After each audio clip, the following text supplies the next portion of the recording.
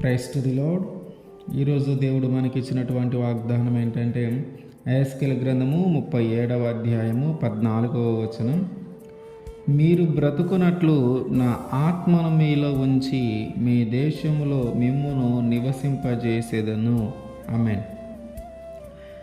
దేవుని ఆత్మను కోల్పోయి బ్రతుకుతూ ఉన్న మనలో తిరిగి దేవుని ఆత్మతో మనల్ని నింపబోతూ ఉన్నాడు ఆయన. మొదట దేవుని ఆత్మను పొందుకొని బ్రతికినటువంటి మనము ఆ దేవుని మార్గంలో నడవలేక కొన్నిసార్లు పడిపోయి ఆ పాపంలోనే ఉండిపోయి తిరిగి దేవుని వైపు రాలేక దేవుని ఆత్మను కోల్పోయి ఆ పాపపు జీవితాన్ని బ్రతుకుతూ తిరిగి ఆ పాపము ద్వారా మరణానికి చేర్చబడినటువంటి పరిస్థితుల్లో, మరణానికి సమీపంగా చేర్చబడినటువంటి ఆ పరిస్థితుల్లో దేవుడు అంటున్నాడు, తిరిగి నా ఆత్మను మీలో ఉంచి మిమ్మును బ్రతికిస్తాను అంటున్నాడు.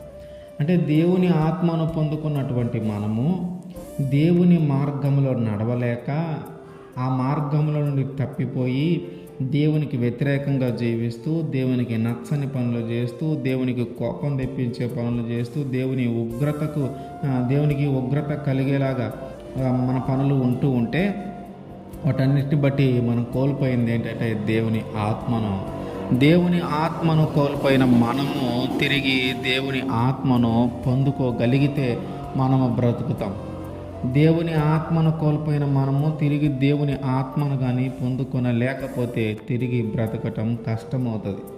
కనుక ఆయన ఆత్మను మనము తిరిగి పొందుకుంటే మనము బ్రతికి మన దేశంలోనే మన ప్రాంతంలోనే నివసించగలుగుతాం. అందుకని ఆయన అంటున్నాడు, తిరిగి నేను నిన్ను బ్రతికిస్తా, తిరిగి నా ఆత్మతో నేను నిన్ను నింపుతానని ఆయన వాగ్దానం చేస్తూ ఉన్నాడు. ఇశ్రాయేలు ప్రజలు ఐగుప్తు దేశంలో నుంచి నడిపించేటప్పుడు అందరూ కూడా దేవుని మాట ప్రకారమే నడుచుకుంటూ వచ్చారు. కానీ కానాను దేశానికి వచ్చిన తర్వాత, అంటే కానాను దేశానికి వచ్చే వరకు చక్కగా ఆయన మాట విన్నారు. కొన్నిసార్లు ఎదురు తిరిగినా, కొన్నిసార్లు సొనిగినా, మాట్లాడినా చివరికి ఆయన నడిపించుకుంటూ వచ్చాడు. కానీ ఎప్పుడైతే కానాను దేశానికి వచ్చారో కొద్దిగా కాలం గడిచిన తర్వాత వారు పూర్తిగా దేవునికి వ్యతిరేకమైపోయారు.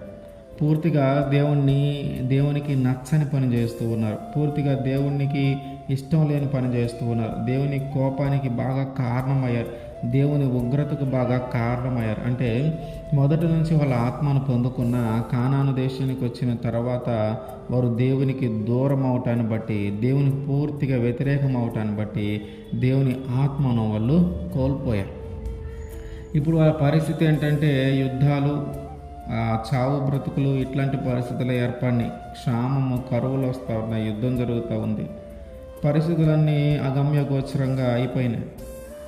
అంటే దేవుని ఆత్మను వీళ్ళు కోల్పోయారు. ఎట్లా అంటే పాపము చేయటాన్ని బట్టి దేవుని ఆత్మను కోల్పోయారు. ఎట్లాగంటే దేవునికి నచ్చని పని చేస్తూ దేవుని ఆత్మను కోల్పోయారు. ఎలాగంటే దేవునికి ఇష్టం లేని పనులను జరిగిస్తూ వారు ఆ పాపములోనే బ్రతుకుతూ ఉన్నారు. ఇప్పుడు ఆ పాపము మరణము అంచుల వరకు తీసుకొని వచ్చింది వారు.